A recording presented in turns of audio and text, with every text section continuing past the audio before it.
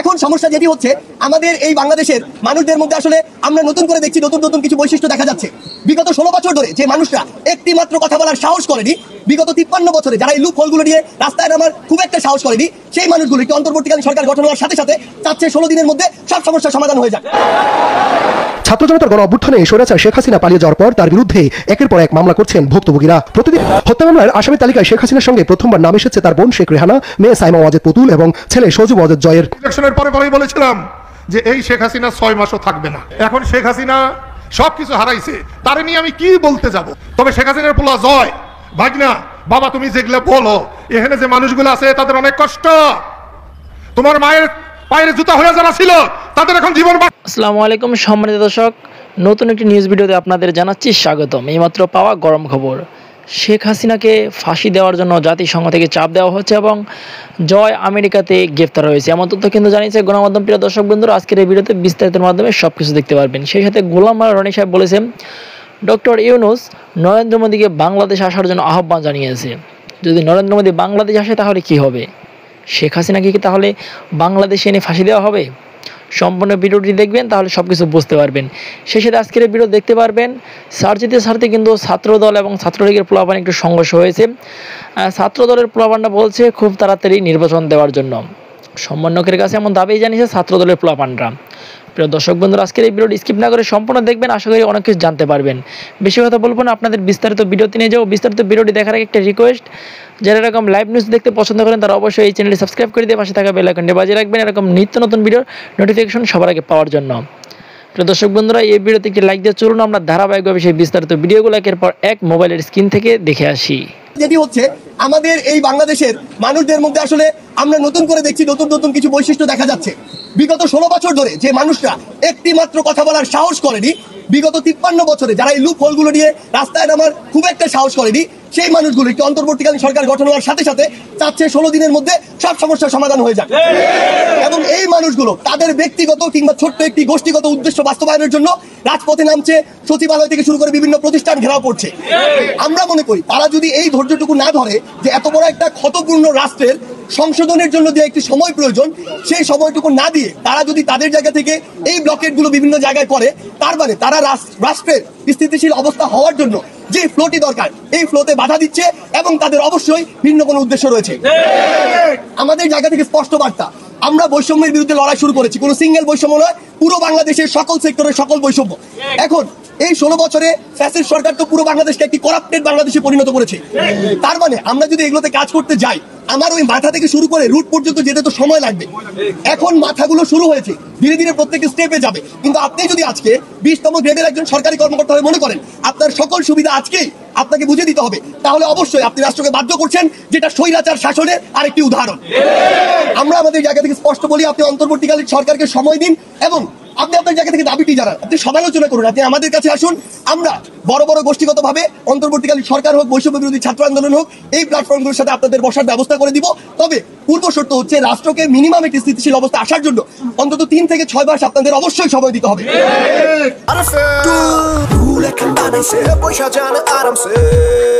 এরপরে আরেকটি কথা আমাদের মিডিয়ার ভাই বোনদের উদ্দেশ্যে, সেটি হচ্ছে এতদিন আপনারা যে কথাগুলো আপনাদের বলা উচিত ছিল আপনারা এই কথাগুলো বলতে পারেননি বা বলতে দেওয়া হয়নি, এটাই সত্য। কিন্তু এখন আপনাদের উপরে এই দায়িত্বটি এসেছে যে সত্যি যে বিষয়গুলো ছিল, যে ঘটনাগুলো দেখেছেন প্রকাশ করতে পারেননি, সেগুলো আপনার প্রকাশ করতে হবে, এটি আপনার দায়বদ্ধতা।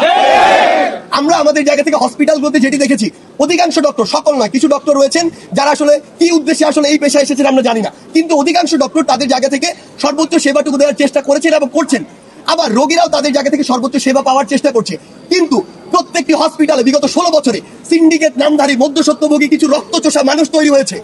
এই মানুষগুলোকে আমরা হুঁশিয়ার করে দিতে চাই, একজন রোগী সংকটকালীন মুহূর্তে হসপিটালে আসে, তাদেরকে নিয়ে আপনারা যে ব্যবসাগুলো শুরু করেছেন এগুলো বন্ধ করতে হবে। আপনারা আপনাদের এই টাকা খাওয়ার, মানুষকে জিম্মি করার যে ব্যবসা, সেই ব্যবসা যদি বন্ধ না করেন তাহলে আপনার সিন্ডিকেট কিভাবে উৎখাত করতে হয় সেটা ছাত্র সমাজ খুব ভালো করে। একটা জিনিস মাথায় ঢুকায় রাখবেন, যেই ছাত্র জনতা ঐক্যবদ্ধ হয়ে 16 বছরের ফ্যাসিস্ট সরকারকে দেশ থেকে হটাতে পারে, আপনাদেরকে এই সিন্ডিকেটকে, মানুষের রক্তচোষা সিন্ডিকেটকে হটাতে তাদের কয়েক মিনিটও লাগবে না। আমরা চাই আমরা সকলে মিলে এই বাংলাদেশকে সুন্দর করে গড়ে তুলবো। এই জন্য আপনাদের ন্যূনতম যে মানবিকতা, নৈতিকতা, মানুষের প্রতি দায়বদ্ধতা, এটি কিংবা আপনার যদি ধর্মীয় চেতনা থাকে প্রত্যেকটি ধর্ম বলে মানুষের পাশে দাঁড়াতে, সেই জায়গা থেকে আপনারা মানুষের জন্য কাজ করুন। ব্যক্তি স্বার্থ কিংবা সাময়িক যে অর্থের লোভে আপনি এগুলো করছেন, বিশ্বাস করুন আপনার এই অর্থ থাকে না, থাকবেও না। যে কোনো একদিক দিয়ে আপনি অর্থ নিচ্ছেন, আরেক দিক দিয়ে তার চেয়ে অনেক বেশি অর্থ বের হয়ে যায়। সেই জায়গা থেকে বলছি যে আসুন, সকলের জায়গা থেকে, ব্যক্তিগত জায়গা থেকে যদি আমরা সৎ না হই, তাহলে রাষ্ট্রের কাছে অনেক কিছু আশা করে কোনো লাভ নেই। আমরা যদি রাষ্ট্রকে এগিয়ে নিয়ে যেতে চাই, প্রত্যেক স্টেক হোল্ডার আমরা যারা রয়েছি, আমাদের জায়গা থেকে কাজ করার রয়েছে, কাজ করতে হবে। তাহলে আমরা যে বাংলাদেশের স্বপ্ন দেখি সেটি বাস্তবায়ন করা। ইলেকশনের পরেই বলেছিলাম যে এই শেখ হাসিনা 6 মাসও থাকবে না। এখন শেখ হাসিনা সবকিছু হারাইছে, তারে নিয়ে আমি কি বলতে যাব? বল করেছি গরিব মানুষকে পাহারা দেওয়ার জন্য, গরিব মানুষ যাতে কষ্ট না থাকে, আটিয়া বনের দেশে যাতে কষ্ট না পায়, পুলিশের জুলুম যাতে সইতে না হয়, সেই জন্য আমি দল করেছিলাম। কিন্তু আমার মনে খুব আঘাত লেগেছে যে আমার দলের অনেক কর্মীরা, অনেক নেতারা মানুষের পাহারাদার হবার চেষ্টা করে নাই, পাহারাদার হয় নাই। তোমরা যদি এখন থেকে পাহারাদার হতে পারো আমি খুশি হব। আর কয়দিন বাঁচবো আমি জানি না, কিন্তু ইলেকশনের পরেই বলেছিলাম যে এই শেখ হাসিনা 6 মাসও থাকবে না। এখন শেখ হাসিনা সবকিছু হারাইছে, তারে নিয়ে আমি কি বলতে যাব? তার যদি ক্ষমতা থাকতো তাহলে তার ভুল ত্রুটি নিয়ে কথা বলতাম। তবে শেখ হাসিনার পোলা জয়, ভাগনা, বাবা তুমি যেগুলো বলো, এখানে যে মানুষগুলো আছে তাদের অনেক কষ্ট। তোমার মায়ের পায়ের জুতা হয়ে যারা ছিল তাদের এখন জীবন বাঁচে না। তুমি আর এইরকম সকালে একরকম বিকালে আরেক রকম বলে মানুষের কষ্ট আর তুমি বাড়াইও না। আদব কাটা শিখো, বড় হও। আমেরিকায় বসে কথা বললেই তাকে বড় বলা হয় না। তুমিও কিন্তু বাবা আমেরিকায় থাকতে পারবা না। বইলা গেলাম, আল্লাহ কেন যেন আমার কথা শোনে। আমি এ পর্যন্ত আল্লাহর কাছে যখন যা চেয়েছি আল্লাহ আমাকে তখন তাই দান করেছে। সেই জন্য এখানে এই দেশে এই দুনিয়ায় আমি খুব একটা নেতা গোতা করে পাও দোয়াই না, নেতা গোতা করে চাটু মারি না। যদি চাটু টাটু কিছু মারতেই হয় সেটা আল্লাহ রসুলরে মারি, সারা দিন রাত মারি। এবং এ পর্যন্ত যখন যেভাবে যে কষ্ট পেয়েছি, আল্লাহকে যখন যা বলেছি, আমার সে কষ্ট আল্লাহ দূর করেছেন। সেই জন্য আবার বলছি, শুধু মাতবরি করার জন্য না। সকালবেলার আমির রে ভাই ফকির সন্ধ্যাবেলা, আমি অনেকবার কাজী নজরুল ইসলামের এই কবিতা আমি অনেকবার উচ্চারণ করেছি। আমার বউ আমার পাশে বসলেই এই কবিতা সে উচ্চারণ করে। আমি সেই জন্য বলবো যে আল্লাহর দুনিয়ায় আল্লাহ যাকে ইচ্ছে তাকে সম্মান দেয়, যাকে ইচ্ছে তার সম্মান কাইরা নেয়। এখানে যদি কেউ ভাবে যে বস্তা বোঝাই টাকা আছে এই জন্য সে সম্মানিত হবে, হতে পারে 2 দিনের জন্য, হতে পারে 4 দিনের জন্য, কিন্তু চিরস্থায়ী সম্মানী হতে পারবেন না। আমি যখন এই স্কুলে এসেছিলাম, সখীপুরের স্কুলে, একেবারে নিঃস্ব রিক্ত হয়ে এসেছিলাম। এখানকার সব মানুষ আমাকে সাহায্য করেছিল। ওই যে গুরখা আছে, আবু হানিফ আছে, নুরি আজম আছে, খুরশেদ আলম আছে, শওকত মোহন শাহজাহান আছে। ছাত্র জনতার গণ অভ্যুত্থানে স্বৈরাচার শেখ হাসিনা পালিয়ে যাওয়ার পর তার বিরুদ্ধে একের পর এক মামলা করছেন ভুক্তভোগীরা। প্রতিদিন আদালতে ভিড় করছেন আন্দোলনে নিহতদের পরিবারের সদস্যরা। তাদের অভিযোগ, গণহত্যার নির্দেশ দেওয়ায় শেখ হাসিনা সহ আসামিদের ফাঁসি দাবি করেন তারা। আমার ছেলের হত্যার সর্বোচ্চ শাস্তি যেটা, সেটা সেই শাস্তিটা যাতে আমি দেখতে মরে যেতে পারি। বিচার চাই শেখ হাসিনার নেতৃত্বে। তারা মাঠে নামিয়া আমার ছেলে কি দোষ করছে, কি অপরাধ? আমি তো রিস্কার চালক, 16 বছর বয়স আমার ছেলে, আজ আমার সংসার ধ্বংস হয়ে যায়।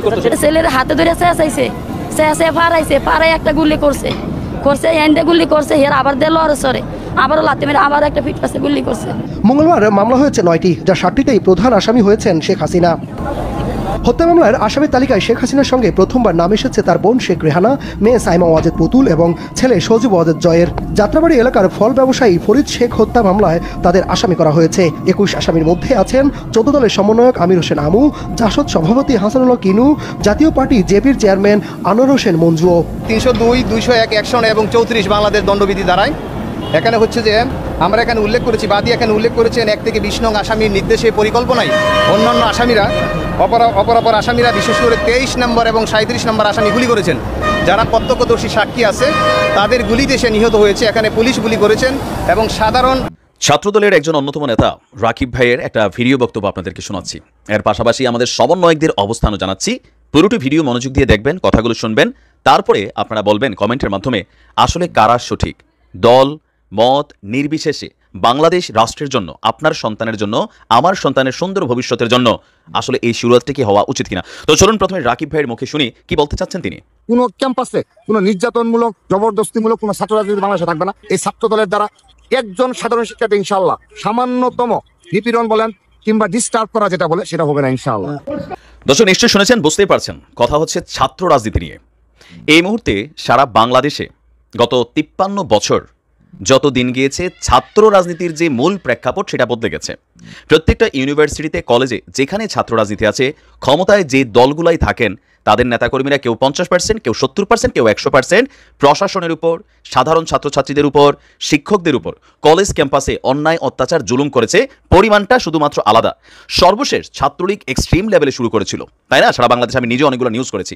তো এরকম নানান প্রেক্ষাপটের পর যখন এই সরকারের পতন হলো, এর পরদিনই কিছু অ্যাক্টিভিটিস শুরু হয়ে গেল বিভিন্ন ইউনিভার্সিটিগুলোতে। হলগুলোতে বিভিন্ন শ্রেণীর যারা কি বলে যে আওয়ামী বিরোধী যারা শক্তি ছিলেন, এই মুহূর্তে বিএনপি বা অন্যান্য দলের, তারা হলগুলোকে দখল করছিলেন। এরপরে সাধারণ ছাত্র বৈষম্য বিরোধী আন্দোলন যারা সমন্বয়ক আছেন, তারা একে একে সারা বাংলাদেশের অনেকগুলা নামি দামি সরকারি বেসরকারি স্বায়ত্তশাসিত ইউনিভার্সিটিগুলোতে বা কলেজগুলোতে ছাত্র রাজনীতি নিষিদ্ধ ঘোষণা করেছে। এখন এই নিষিদ্ধ ঘোষণা করা তাদের পক্ষ থেকে একটা সংবিধানের মাধ্যমে অথবা নির্বাহী আদেশে, সেটা হচ্ছে আরেকটা। সাধারণ ছাত্রছাত্রীরা যেটা করছে এটা তাদের ব্যক্তি সিদ্ধান্তের জায়গা থেকে যে আমাদের ক্যাম্পাস রাজনীতিমুক্ত হবে, কিন্তু এটাতে আসলে সম্ভব না। সম্ভব হবে কখন? যখন প্রশাসনিক একটা নির্দেশনা থাকবে। তো রাকিব যে কথাগুলো বলছিলেন, ছাত্রলীগের মতন রাজনীতি তারা করবে না, তারা ভালো রাজনীতি করবে। এখন আমরা যদি টু বি অনেস্ট, এই 15 বা 17 বছর আগে বাংলাদেশের শিক্ষাঙ্গনের যে ক্যাম্পাসগুলো আমরা যখন রাজনীতি করছি, সেই 2002-3 সালে যারা আমরা পড়াশোনা করছি ইউনিভার্সিটি লেভেলে, তখন কি আমরা দেখেছি যে ছাত্র রাজনীতি যতটা সুন্দর ছিল ততটা ছিল না। আমরা যদি টু বি অনেস্ট বলেন, ছাত্রলীগ, ছাত্রদল, ছাত্র শিবির, এই তিনটা দলের মধ্যে মিনিমাম লেভেলে যদি ভদ্রভাবে কেউ ছাত্র রাজনীতি করে থাকে, এটা করছে শিবির। এটা অস্বীকারের সুযোগ নাই। কিন্তু ছাত্রলীগ, ছাত্রদল তারা কিন্তু কখনোই ভদ্র রাজনীতি করে নাই। হ্যাঁ, তাদের 10 জনের মধ্যে একজন হয়তো ভদ্র ছিল, 2 জন ভদ্র ছিল, আর বাকি যেই নেতারা বা কর্মীরা আমরা বরাবরই অধ্যত্বপূর্ণ, আমরা বরাবরই গুন্ডামি, পান্ডামি, দলীয় লেজুরবৃত্তি, উপরের মহলের কথাবার্তা, ধাওয়া পাল্টা ধাওয়া, কোপাকুপি, গুলি, এগুলা করিয়ে কিন্তু আমরা ইউনিভার্সিটিগুলো চালাইছি। মাঝে মাঝে ছাত্র শিবিরও অংশগ্রহণ করেছেন, একবারে করেন নাই তাও না। কারণ আমি যখন রাজনীতি করছি তখন কিন্তু আওয়ামী লীগ ক্ষমতায় ছিল না। 2002-3 ঘটনা, ভিক্টোরিয়া কলেজে যখন ম্যাথমেটিক্স আমার অনার্সের পড়াশোনা ছিল, এটা যারা পড়েছেন তারা আমার চিনেন, ইভেন জানেনও। তো আজকের দিনে এসে আমার কাছে ব্যক্তিগত জায়গা থেকে মনে হয় সমন্বয়করা যে সিদ্ধান্ত নিয়েছে সেটা পারফেক্ট। দেখেন, আমরা প্রবাসে আছি বা দেশে আছি, অনেক কষ্ট করতেছি কেন? আমার আপনার সন্তানটা যেন আগামী দিনে নিরাপদে নিশ্চিন্তে একটা ভালো পরিবেশে পড়াশোনা করিয়া সেই জন্য একটা ভালো জীবন গঠন করতে পারে। কিন্তু এই প্রতিষ্ঠানগুলোতে পাঠানোর পর আমার আপনার মেয়েরা, বোনেরা নানানভাবে এই ছেসরাদের দ্বারা, ছাত্র রাজনীতির নামে যে ছেসরামি চলে বেশিরভাগ প্রতিষ্ঠানে, তাদের দ্বারা লাঞ্ছিত হয়, চাঁদাবাজির শিকার হয়। আমার আপনার ছেলেটা গিয়া রাজনৈতিক দলগুলোতে জোরপূর্বক তাদেরকে মিটিং মিছিলে নেওয়া হয়, না গেলে মারধর করে। সাধারণ মেধার ভিত্তিতে যে শিক্ষার্থীটা হলে মানে সিট পাওয়ার কথা সেইটা পায় না, দলীয় লেজুর ভিত্তি করতে হয়। ওইখানে 2, 4, 10 বছর ধরে ফেল করে সাদ্দামের মতো নেতারা বছরের পর বছর থাকে, পয়সা কামায়, কেন্দ্রীয় কমিটি কানেক্ট হয়, আম পোলাপাইনগুলো মারা খায়, এদের ভবিষ্যৎ নষ্ট হয়, হামলা মামলাতে এরা জড়িয়ে যায়। এই পরিস্থিতিতে আমার কাছে মনে হয় আগামী দিনে বাংলাদেশের কোনো শিক্ষা প্রতিষ্ঠানে ছাত্র রাজনীতির দরকার নেই। সারা পৃথিবীতে ভারত, বাংলাদেশ, পাকিস্তানি হাতে গোনা 5-7টা দেশ, দুর্নীতিগ্রস্ত এই দেশগুলোকে বাদ দিলে ইউরোপ, আমেরিকা, কোরিয়া, জাপান, আপনি দেখেন কোন দেশে এগুলো আছে? হ্যাঁ আছে, তাদের দেশে ছাত্র সংগঠন বলতে পলিটিক্যালি কানেক্টেড এমন কেউ না, আলাদা একটা টিম তৈরি হয় এদের এখানে। আপনি সেখানে কথা বলার সুযোগ আছে, দলীয় ভিত্তিতে না। ক্ষমতায় থাকলাম আমরা তাণ্ডব চালাবো, ক্ষমতা থেকে গেলে আমাদের উপরে তাণ্ডব চলবে, এরকম কিন্তু না। এখন ছাত্রদল যেটা বলছেন যে তারা ওই রাজনীতিটা করবেন না, ভালো রাজনীতি করবেন, তো আপনার কি মনে হয় যে ছাত্রদল যদি আবারও কলেজে এই ছাত্র রাজনীতি চালু থাকে, ছাত্রদল ক্ষমতায় যায়, সেখানে সাধারণ শিক্ষার্থীদের এই মুহূর্তে যে নির্ভীক একটা পরিবেশ আছে সেটা কি হবে? সমন্বয়করা মনে করছেন সারা বাংলাদেশের প্রত্যেকটা প্রতিষ্ঠানে শিক্ষক এবং ছাত্র এই দুই দলেরই যে ছাত্র রাজনীতি আছে সেটাকে চিরতরে বন্ধ করে দেওয়া হোক। আমিও এটারই পক্ষে। কারণ পড়াশোনার লাইফটা একজন বাবা মা অনেক কষ্ট করে গ্রামে থাকুক, বিদেশে থাকুক, বাচ্চাটারে পাঠায়, কিন্তু এগুলার কারণে অনেকেই মিস ট্র্যাকে চলে যায়, ভবিষ্যৎটা নষ্ট করে ফেলে, আর যখন বুঝতে শিখে অনেক দেরি হয়ে যায়। আপনার মন্তব্য কি? কমেন্টে। অতি সম্প্রতি আমরা দেখলাম যে ভারতের প্রধানমন্ত্রীর সঙ্গে ডক্টর মোহাম্মদ ইউনূসের একটি ভার্চুয়াল বৈঠক হয়েছে। কোন একটি আন্তর্জাতিক এবং আঞ্চলিক সংস্থা সেটির ভার্চুয়াল বৈঠক হচ্ছিল, এবং সেই বৈঠকে বাংলাদেশের সরকার প্রধান হিসেবে ডক্টর মোহাম্মদ ইউনূস ছিলেন, আর ভারতের সরকার প্রধান হিসেবে নরেন্দ্র মোদী ছিলেন, এবং তাদের মধ্যে সেখানে কথাবার্তা হয়েছে। সেই কথায় নরেন্দ্র মোদী সাহেবের যে বডি ল্যাঙ্গুয়েজ, সেই বডি ল্যাঙ্গুয়েজে বিরহ ছিল, ক্রোধ ছিল, এবং যাকে বলা হয় ঠিক বিরাগ, বিরহ ঠিক নয়, তার সঙ্গে সঙ্গে একটা বিরাগ ছিল, ক্রোধ এবং বিরাগ এই দুটো শব্দ একত্র করলে যা হয়, ওইরকম একটা অপছন্দের দৃষ্টি নিয়ে তিনি বারবার ডক্টর ইউনূসের দিকে তাকাচ্ছিলেন। তার বক্তব্য ছিল যথেষ্ট সংযত। আবার এদিকে ডক্টর মোহাম্মদ ইউনূস যে কথা বলছিলেন, তার কথার মধ্যে ঠিক কূটনীতি কেমন ছিল, আন্তরিকতা কেমন ছিল, আমি নেতিবাচক শব্দ ব্যবহার করব না, তবে এখানে প্রত্যুত পণ্যমতিত্ব এবং ডিপ্লোম্যাসি এই দুটো জিনিসের অভাব আমি দেখেছি। এটি একটি গতানুগতিক বৈঠক, ফরমাল বৈঠক। তো এই সময়টিতে নরেন্দ্র মোদীর সঙ্গে তার আলোচনার ক্ষেত্রে তার যে দক্ষতা, তার যে লিডারশিপ এবং তার যে একটা লং রানে সুদূর প্রসারী যে দৃষ্টিভঙ্গি বাংলাদেশ ভারত সম্পর্কের ক্ষেত্রে, এবং এই মুহূর্তে বাংলাদেশে যে ভারত বিরোধী সেন্টিমেন্ট রয়েছে, এই সেন্টিমেন্টটিকে ধারণ করার জন্য যে ধরনের প্রস্তুতি দরকার ছিল, সেই প্রস্তুতি আমি ডক্টর মোহাম্মদ ইউনূসের মধ্যে দেখিনি। তিনি যেভাবে সেমিনারে খোলামেলা কথা বলেন, সোশ্যাল বিজনেস নিয়ে যেভাবে কথা বলেন, তারপর শ্রম আদালতের সেই কার্যপ্রণালী শেষে সাংবাদিকদের সামনে এসে তিনি যেভাবে কথা বলেন, ঠিক ওভাবেই তিনি কথা বলছিলেন। আমরা যেটা দেখলাম পত্রপত্রিকায় যে ডক্টর মোহাম্মদ ইউনূস মিস্টার নরেন্দ্র মোদীকে বাংলাদেশে আসার আমন্ত্রণ দিয়েছেন, এবং তিনি যেটা বলার চেষ্টা করেছেন যে বাংলাদেশে চমৎকারভাবে সবকিছু চলছে, এখানে হিন্দুদের উপর কোনো নির্যাতন চলছে না। ভারতীয় মিডিয়াতে যে হিন্দু বিরোধী প্রচারণা চালানো হচ্ছে, যার প্রেক্ষিতে দিল্লির কেন্দ্রীয় সরকার তাদের যে ক্রোধান্বিত প্রতিক্রিয়া এটি তারা প্রকাশ করছে। ভারত বাংলাদেশের ব্যাপারে যেন মাথা গলায়, নাক গলায় এবং মাথা ঘামায়, এই ব্যাপারে ভারতীয় জনমত নরেন্দ্র মোদীকে উস্কে দিচ্ছে। কেউ কেউ সৈন্য পাঠানোর কথা বলছে, সীমান্তে রেড অ্যালার্ট তো এমনি জারি করা আছে। এই সমস্ত বিষয়গুলো নিউট্রাল করার জন্য নরেন্দ্র মোদী সাহেবকে বাংলাদেশ ভ্রমণের আহ্বান জানিয়েছেন ডক্টর মোহাম্মদ ইউনূস, যেটি আপনি এসে দেখে যান বাংলাদেশে সবকিছু আগের চাইতে ভালো চলছে। ভালো কথা। এখন এটার পরিণতি কি হতে পারে?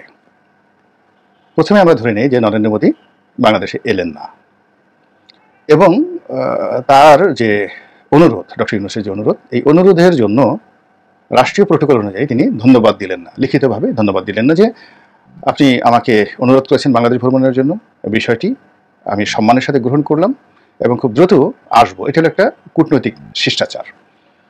এটি যদি নরেন্দ্র মোদীর পক্ষ থেকে করা না হয়, আপনারা যারা আমার এই ভিডিও দেখেন এবং যারা সরকারি কর্মে নিযুক্ত রয়েছেন বা যাদের আত্মীয় স্বজন পররাষ্ট্র মন্ত্রণালয়ে রয়েছে, তারা একটু খোঁজ নিয়ে দেখবেন যে এই ধরনের কোনো চিঠি, প্রোটোকল বা ধন্যবাদ সংক্রান্ত কোনো চিঠি নরেন্দ্র মোদীর অফিস থেকে আমাদের পররাষ্ট্র মন্ত্রণালয় বা প্রধান উপদেষ্টার অফিসে এসেছে কিনা। যদি এসে থাকে তাহলে ধরে নিতে হবে যে ডক্টর মোহাম্মদ ইউনূসের সঙ্গে একটা সম্পর্ক স্থাপনের জন্য ভারত রাজি।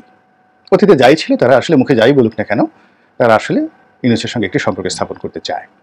যদি এমন হয়, আমি মনে করি ডক্টর ইউনূসের জন্য কপাল খুলে গেছে। তিনি বেশ কিছুদিন নিরাপদে নিশ্চিন্তে রাজত্ব করতে পারবেন। এর কারণ হলো ভারতের সহযোগিতা বিরোধী দলের জন্য যতটা না বেশি দরকার, যারা ক্ষমতার চেয়ারে বসেন তাদের জন্য খুব খুব বেশি করে দরকার। আমাদের দেশে বঙ্গবন্ধুর পতন ভারতের জন্য হয়েছে, হত্যাকাণ্ডের সঙ্গে ভারত জড়িত। আবার ৭১-এর মুক্তিযুদ্ধ থেকে শুরু করে আওয়ামী লীগের ক্ষমতায় আরোহণ সবই ভারতের ইচ্ছায় হয়েছে। জিয়াউর রহমানের ক্ষমতা লাভ এবং তার হত্যাকাণ্ড দুটোর সঙ্গেই ভারত জড়িত। এরশাদের ক্ষমতায় আরোহণ এবং ক্ষমতা থেকে চলে যাওয়া দুটোর সঙ্গেই ভারত জড়িত। ১/১১ আসা, চলে যাওয়া, ভারত জড়িত। ৯৬-তে আওয়ামী লীগ আসা, চলে যাওয়া। অর্থাৎ এ যাবৎকালে ভারতের তৎপরতার বাইরে বাংলাদেশে একটা ঘটনা ঘটেনি, অথবা বাংলাদেশে অনেকগুলো ঘটনা ঘটেছে, কিন্তু সেই ঘটনার উপরে ভারত গদি বসিয়ে দিয়েছে। মানে যারাই ক্ষমতায় বসেছে তাদের প্রথম কাজ হয়েছে ভারতের সঙ্গে একটা নেগোসিয়েশন করা, ব্যবসার জন্য, বাণিজ্যের জন্য, সামরিক দৃষ্টিকোণ থেকে, আঞ্চলিক যে প্রেশার, আরো অনেক কিছু দিল্লি থেকে নিয়ন্ত্রিত হয়। এই বাস্তবতা অস্বীকার করা যাবে না। শুধু লাভ দিলে চলবে না, বা খুব বেশি অহমিকা দেখালে চলবে না। আমাদের এই বাংলায় হাসিনার চাইতে, ডক্টর ইউনূসের চাইতে কোটি কোটি গুণ মেধাবী শাসক ছিলেন, মহান শাসক ছিলেন, যারা বলতে গেলে কার্যত স্বাধীন ছিলেন।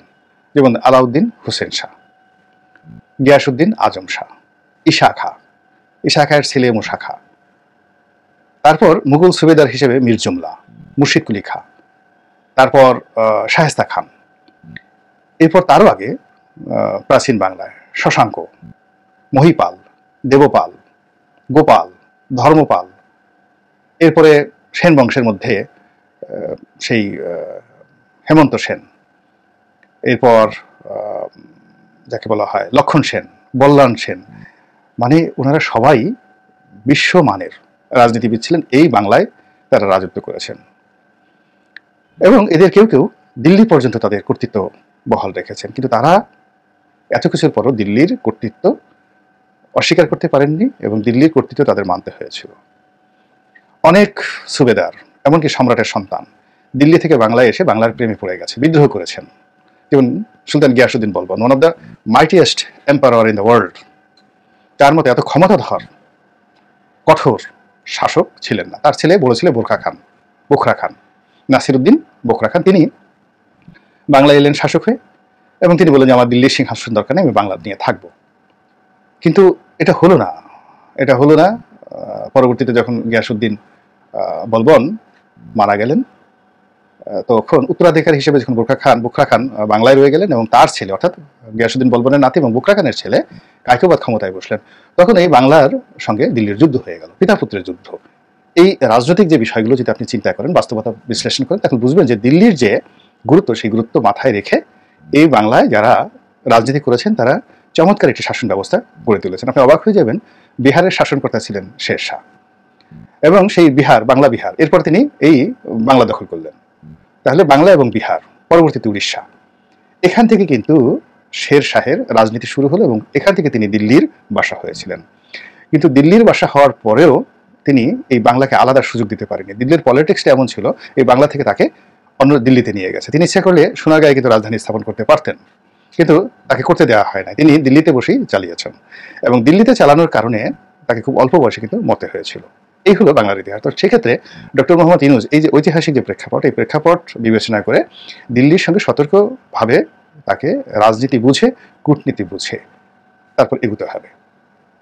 তো যাই হোক, যেটা বলছিলাম, যদি এরকম পজিটিভ হয়ে থাকে তাহলে তার জন্য ভালো, আর যদি নেতিবাচক হয় তাহলে তাকে সবসময় একটা টেনশনে থাকতে হবে। আর যদি নরেন্দ্র মোদী অ্যাগ্রেসিভ হন, মানে শেষের বার কিন্তু যখন তারা সিদ্ধান্ত নিল বঙ্গবন্ধুর যে জন্মশতবার্ষিকীর যে অনুষ্ঠানটিতে জোর করে নরেন্দ্র মোদী বাংলাদেশে এলেন, ওই সময়টাতে ইসলামপন্থীরা খুব ক্ষেপে গেল এবং 11-12 জন মানুষ রাজপথে কিন্তু নিহত হয়েছিল এই নরেন্দ্র মোদীর আগমন উপলক্ষ করে। এবং ওই ঘটনায় এই মামুনুল হক সাহেবরা সদল বলে গ্রেপ্তার হয়েছিলেন। ওই সময় নরেন্দ্র মোদী যে বাংলাদেশে এসেছিলেন মূলত আওয়ামী লীগের পতনের জন্য, শেখ হাসিনার পতনের জন্য, এবং নরেন্দ্র মোদী জানতেন যে এরকম ঘটনা ঘটবে, এই জন্য তিনি এসেছিলেন।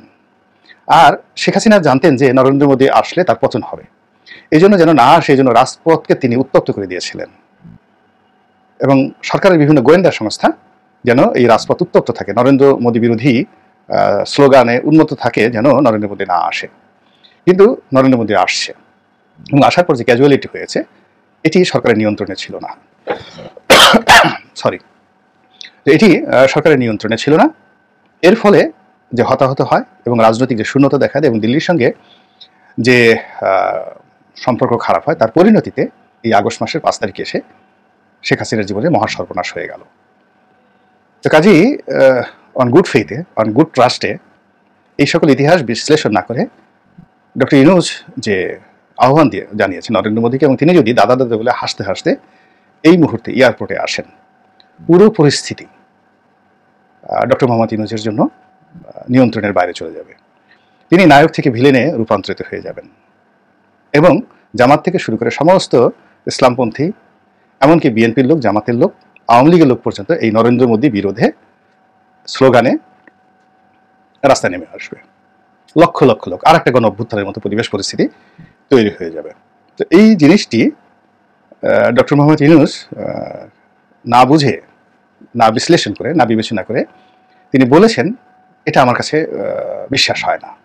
কিন্তু যদি নরেন্দ্র মোদী এই সুযোগটা নিয়ে নেয় এবং সে যদি বাংলাদেশে এই মুহূর্তে আসে, এর কারণ হলো যে প্রবল ভারত বিরোধিতা চলছে এবং তিনি যদি এসে হিন্দুদের সঙ্গে বৈঠক করেন, ঢাকেশ্বরী মন্দিরে যান, তারপরে তিনি যদি চট্টগ্রামে যান এবং তার প্রোটেকশনের জন্য তিনি যদি মনে করেন যে আমার প্রোটেকশনের জন্য আলাদা তাদের যে ব্ল্যাক ক্যাট রয়েছে সেই বাহিনী বাংলাদেশে আসে, কল্পনা করতে পারেন কি ধরনের একটা পরিস্থিতি তৈরি হয়ে যাবে। তো কাজেই এই বিষয়গুলো বলা মূলত ডক্টর মোহাম্মদ ইউনূসকে সচেতন করা। আল্লাহ আমাদের সবাইকে হেদায়েত দান করুন এবং হেফাজত করুন। প্রিয় দেশবাসী, শুরু থেকে শেষ পর্যন্ত যারা এই ভিডিওটি দেখেছেন সকলকে জানাই অসংখ্য অসংখ্য ধন্যবাদ। যারা এরকম নিউজ ভিডিওতে পেতে পছন্দ করেন তারা অবশ্যই এই চ্যানেলটি সাবস্ক্রাইব করে পাশে থাকা বেল আইকনটি বাজিয়ে দিবেন। যারা এখনও এই ভিডিওটি শেয়ার করেননি, এই ভিডিওটি দ্রুত শেয়ার করে সকলকে দেখার সুযোগ করে দিন। আজকের মতন এই পর্যন্ত, দেখা হচ্ছে পরবর্তী কোনো ভিডিও নিয়ে ইনশাল্লাহ।